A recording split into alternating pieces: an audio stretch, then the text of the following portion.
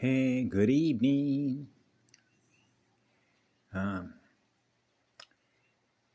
this sort of ties into what, if you will, what's known as mapping the terrain. Um, Aaron mentioned something yesterday when I told him about being a monopole or a qubit, hypercube, hyperspace. I sort of describe it differently, simply that when you're running an eternal love vibration, it's like being everywhere at once, which means wherever the light is, we are in living spirit with our soul. That's the easiest way I know how to explain it. That makes it easy. Um, And so I just had an experience because I monitor a number of different channels for the reasons that I do, which essentially means it's not so much the messenger that is putting up the video and communicating with us in a visual format. Okay. So obviously, when I grew up as a child, most of us as children in the 1950s were meeting each other and we got to know one another face to face, eyes to eyes, soul to soul, spirit to spirit. So that in that case, this is like you're in the vicinity of somebody else. Now you're able to read their eyes, right? And you're experiencing their energy in a more direct way, which is energy transfer between them and you, one antenna to another antenna. So when you're in the proximity of another antenna, like you're a 4-year-old with another 5-year-old, it's easy to read their energy. And because you're going to observe their behavior and the manner in which they communicate their energy with you. That's simple. That's simple to know your environment that way, right? So you realize the way that they define using their language of DNA when we went from, if you will, the Industrial Revolution into the Information Revolution. Okay, so now we transition from the way we were communicating with each other through, remember the printing press, Greeley and the printing press? That's published information, which is visual information. And then if you're on a horse and you're going across through the forest, the desert, and all of a sudden you come across a town. That's a Truman Show. That's the director of programming visual information codes. That's what you're going to experience. You go through a ghost town, hey, there's nobody here. But somebody built the place. They cut down trees, and however they constructed that set. So now you realize you're in a construct, which is a virtual artificial hologram. So it's a construct. So in this particular case, when everybody was buying cell phones, also, when they came out, as I remember it, when was that? DOS. DOS was the first, although I go back further than that in terms of information systems management on what was being introduced to the public mind about information systems management, right? And then you can get into your own way, the way that you manage your own energy. So Dolores Cannon, I know, mentioned one time about learning how to manipulate energy. So you begin to realize all the energies that are possible for you to experience and how do you manage those energies. So if you've got a built-in calculator, which is a built-in mathematician, and you want to stay in balance, then you realize you have a addition side of your calculator, you have a subtraction side of your calculator. And certainly you can multiply and use calculus, but a polarity integrator makes it real simple between loss and gain of energy, or if you will, minus slash the plus, which is based on negative magnetic polarity and positive magnetic polarity, right? So if you're running magnetic zero, that's a magnetosphere. Okay, so you got two magnets on the planet, which are two poles, right? And so, and two gates, east gate, west gate, right? So you can see how they do all this when they named the Golden Gate Bridge in San Francisco Westgate. Right? Or excuse me, Westgate. But they called it the Golden Gate. There isn't anything golden like gold. Okay? Like the female Y flux capacitor. Okay? Which means expansion of light through you, which is all your cellular membranes, to experience more love and clear the blockages as a result of trauma to the soul.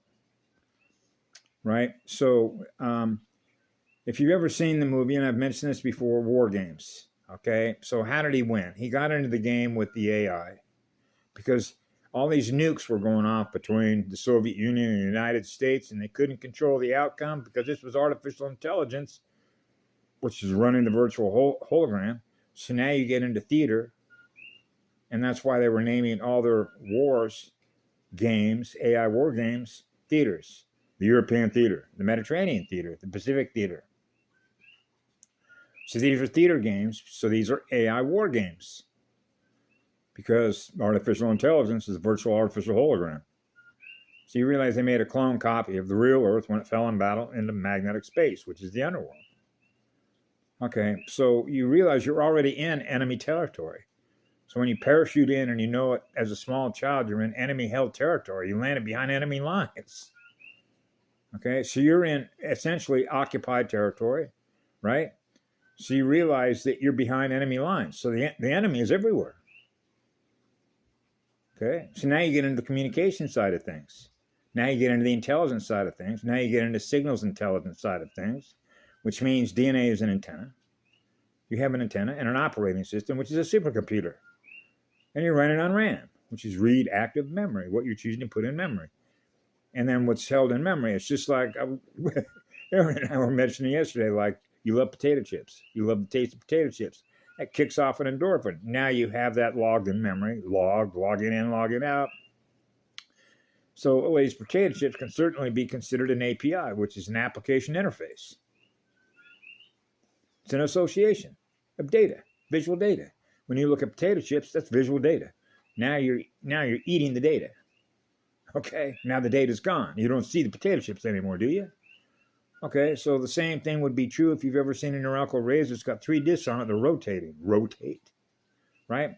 So if you see this beard here, right, and I pull my Norelco razor out, so you see the bead and I come back 5 minutes later after using that, the information is gone. The visual information is gone off my face. So I was using a 3D shredder.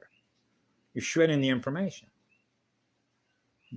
You know, now you see me, now you don't. That's called the invisible landscape. So you know as a child, they're masqueraders. They mask. They're not who they really are because they may look like me, but they do things that are not what I would ever do. So you know that what they look like doesn't have anything to do with who they really are. See? So this is what, so this becomes the art of communication because DNA is a communication platform, right? A stereo receiver, antenna, and transmitter.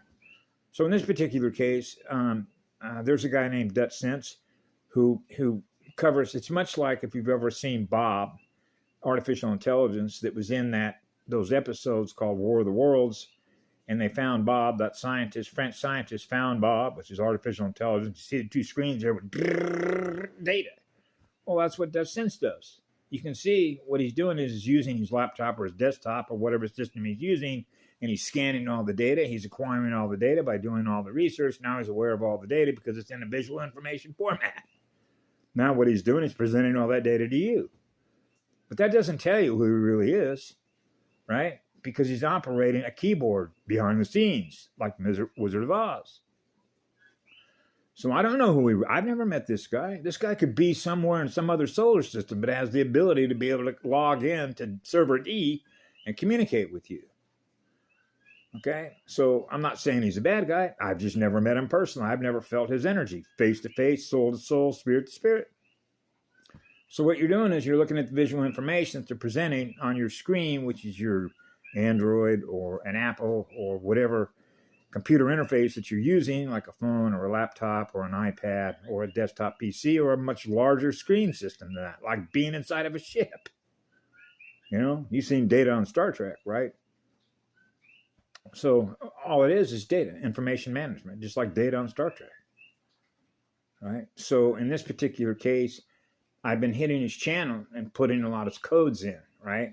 And I finally got a response. See, you can see 1,000 comments that's going to go up on somebody's YouTube channel and see that whoever's channel it is not necessarily going to respond to a particular person because there's so many comments. So then it's significant that all of a sudden he gets around to take the time to put the text. He's going to use a text editor, edit the torsion field, right? And he's going to communicate back. So what happened is that a comment that I had, he wrote back to me. He took the time to actually write something pretty lengthy on his most recent video. So what he was doing was quoting things that come right directly out of the Bible. So what's the Bible? It's an API app. It's an application interface. It's a program. It's a reality program. Okay? Because it's all represented by what? Holographic data. Visual information of what you're going to experience. So what that means is when you read the Bible itself, okay, it's not that there isn't some truth in there that your spirit and your soul can resonate with, right? Like in what is it? Genesis talks about, I've seen the face of God. I'm going to call it pineal, like the pineal gland. Okay, I can relate to that.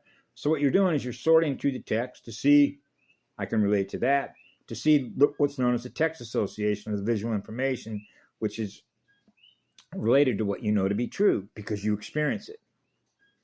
So now you're experiencing the visual information data.